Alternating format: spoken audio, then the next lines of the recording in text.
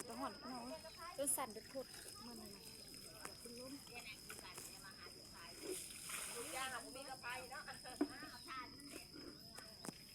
ี้ก็ใส่ชุดเหมือนกัน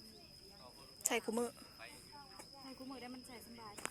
เมื่อกี้น่ะใส่2 ตัว 3 ตัวมันหอนมันมืดมากใส่ตัวบางๆไปแล้วถ้าอยากข้าวมาดำนาเด้อพี่น้องข้าว100%ว่านี่กินสมมันว่านหมักหมองปูอร่อยผู้ต่อยก็ต่อยเอาจะชิเบิดแล้วว่าจักว่านไปทงบันบุ้งน่าไอ้หลากคนมานั่งกินเอาหลากมาดำน้ำกันลากคอมาพอได้ไปน้ำกันน่ะนะขักได้ดำนาแล้ว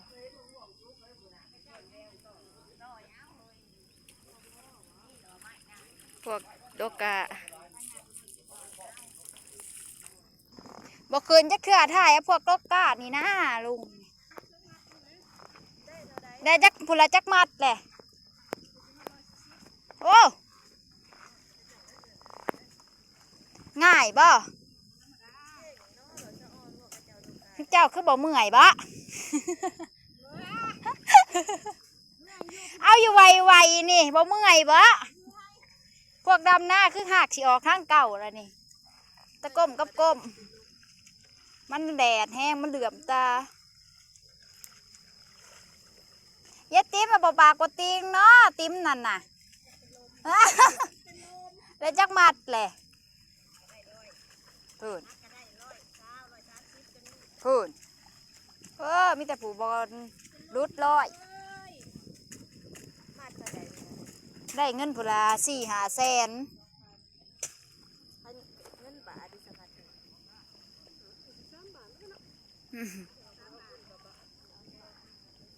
เอาเงินกีบนี่แหละ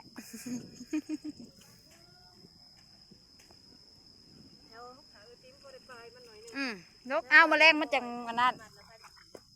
มาแรงกับปลายใส่ไปอยู่สิได้บ่แห้งถืออึกเนาะหู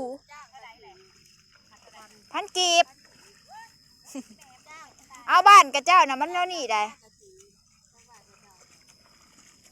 ดำหน้ากระถือนั่นมันแดดออกมา